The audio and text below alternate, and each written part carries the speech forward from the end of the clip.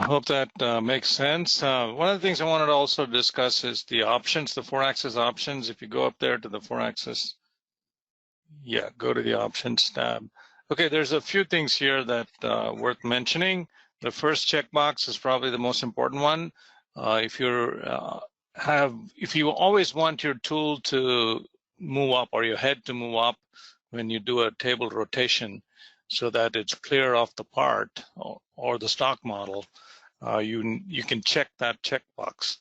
And then in the machine tool definition or the machine definition, if you have a tool change point defined, the system will automatically, actually the post process will automatically, put a motion to that tool change point up on the top.